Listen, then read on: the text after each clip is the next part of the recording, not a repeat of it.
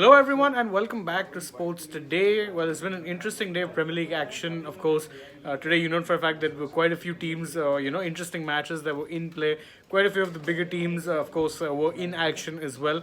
So we're just going to quickly go over all of the matches that took place because the last match of the day, which you know is normally a 5 o'clock kickoff, of course, in the UK, 5:30 kickoff, I beg your pardon, which starts at 10 o'clock in his standard time, just came to an end. It was the match, of course, between Aston Villa and Manchester City that just came to an end.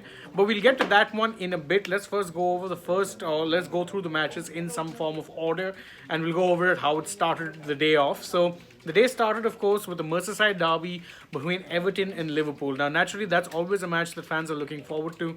It is, of course, one of the more traditional rivalries in England, but in recent times, the matches have kind of lacked in a little bit of drama. However, today you can safely say that was not the case because Everton, the fact that they could actually hold on for a 0-0 draw against Liverpool, a very impressive showing from Frank Lampard's men. In fact, they were almost unlucky to actually have, the winning goal ruled out for, of course, offside, a VAR offside. Remember, Connor Cody found the back of the net. He thought, of course, that he had scored, the winning goal. Unfortunately, ruled out, but it does speak to some degree of progress from the blue side of Merseyside that they could actually put in such a performance. It was largely a frustrating day for Liverpool. Jordan Pickford in goal was very impressive for Everton. And of course, there were some controversies as to whether or not Virgil van Dijk should have seen a red, card. He could have potentially seen a red card for dangerous conduct. I was a little surprised that VAR ruled that out, but that wasn't, of course, the only major match where VAR played an impact in the role because I'm going to come to, of course, the match between Chelsea and West Ham United. Now, again, you guys know my allegiances, no big secret. Chelsea were, in fact, playing pretty badly for the most part, not going to lie. They were, in fact, dominating the play in certain ways, not creating chances, and more importantly, not taking the few chances that came their way. So, when West Ham went ahead, you're thinking, okay, great, it's another story of the same old taking place. But to their credit, they did end up firing back, quickly thereafter. You had Ben Chilwell, who manufactured a goal from out of absolutely nowhere with a nice nutmeg finish on Lucas Fabianski. And then the left back, whom remember came off the bench, ended up playing creator as well. He created Havertz's goal. Good finish from the German. He really needed that. His form so far in the season had been coming under some degree of scrutiny, and so him getting that winner there was obviously did help. But obviously, as someone is also asking me, is that as Sanket Joshi is pointing out, in fact, that VAR did favor Chelsea today. What do you think? See, that's the thing. I don't think it was a case of VAR favoring Chelsea as much as it was the referee looking at it and saying, yeah, you know what? I think that's a foul. And to be fair, and I'm trying to be as objective here as I possibly can, generally speaking, there's a lot less tolerance for a foul committed on a goalkeeper. Having said that, I think Chelsea will feel a little lucky that they got away with 3 points, especially considering the bad showing from, of course, Edouard Mendy today. He was at fault for the first goal. You can argue that the second goal too came about in large part thanks to him not being convincing enough in his penalty area. But I think, arguably, in terms of if you guys like an entertaining match, in terms of lots of goals, I think the match for you guys would, of course, there's two other matches. One was Brentford versus Leeds, which, of course, Brentford won 5-2 courtesy of an Ivan Toney hat trick.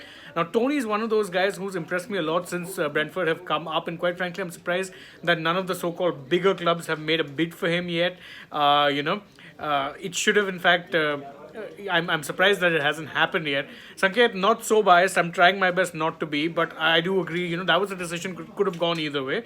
It would, in fact, not have been a wrong decision had the referee just said, yeah, you know what, no foul. Let's just continue on with the game. And lucky you, by the way, Sanket, that you had Tony in your FPL. If you captained him, even better, because I think he's in for a good bit of he's in for a good bit of bonus points as well. Chill out 777 says big result for Villa. City can't afford to miss such chances in the UCL. Wholeheartedly agree, and you quite clearly show your allegiance by saying just end the season already. I hope you guys have a good showing against United tomorrow. I have a few United fans and Arsenal fans in office here, so I think I'll be watching that match very keenly. Anyhow, talking about, of course, other matches that were goal fest. If you're, of course, a neutral, Nottingham Forest versus Bournemouth. That was a match, by the way, worth looking out for because, again, the Nottingham Forest team, who had signed 22 players, versus a Bournemouth team that barely strengthened and had, in fact, sacked their manager just this week. So, Nottingham Forest were leading 2-0, but Bournemouth managed to fight back and make it 3-2. That was amazing. I think that, for me, was probably match of the day in terms of just pure, spectacle, entertainment, fighting spirit. It had everything. I mean, come on, 3-2, a win from 2-0 down away from home. Very, very good result. Good response from the Bournemouth players, who of course would have been feeling like they were under some degree of attack from their former manager Scott Parker, but went out there, proved a point. Good for them. Of course, another match which was hard fought in terms of a win was the match between Tottenham and Fulham. Tottenham did end up winning. They won 2-1, but as I said, it wasn't an easy win for them by any stretch of the imagination. They were leading 2-0. Alexander Mitrovic, who by the way is dispelling the notion that he's only a championship legend, actually ended up going out there, getting a good goal late on, but unfortunately it wasn't enough. Tottenham get all 3 points, so good result for them. Wolves also continued to actually build on their recent improvements. Got a 1-0 win against Southampton thanks to a goal from, of course, Daniel Podence. Wolves, by the way, one of those teams who I enjoy watching as a neutral, so watching them get this win, pretty enjoyable. But the final big match of the day, of course, Aston Villa versus Man City. And by the way, again, another quick word on a certain Erling Braut Haaland. My God, it's just September. The guy's already scored 10 goals. Who said he'd find the Premier League hard? I still can't believe there were people who thought he'd not be able to adjust, because I still don't think he's fully up to speed, and he's already scored 10 goals.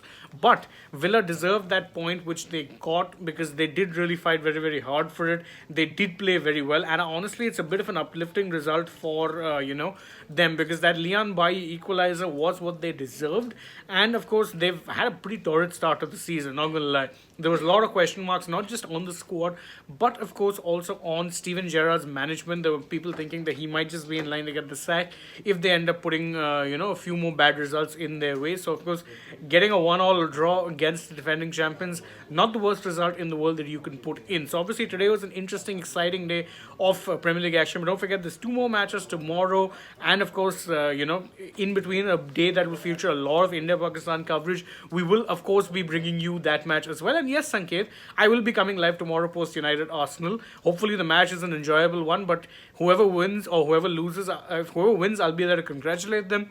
Whoever loses, I will be there to dunk on them, because I don't have a stake in that match. I'm just going to enjoy it as a neutral. But I'll be live after that match, after the F1 race, and of course, even as he's also after, of course, I'll be joining you guys for India Park as well. So big day coming tomorrow. So with that in mind, it is already a little past midnight. So let me guys take your leave. Thank you so much for joining me. Please don't forget that to like the video, share it with your friends, leave us a comment below. What was your favorite match of the day? What did you enjoy the most? Subscribe to the channel if you haven't already, and of course, don't forget to tap the bell icon to know when it is we're going live. Don't also forget to follow us on Facebook, Instagram, and Twitter. Last but not least, download the SportsTalk app for all the breaking news updates from the world of sport at the tip of your fingers. Thanks so much for joining me.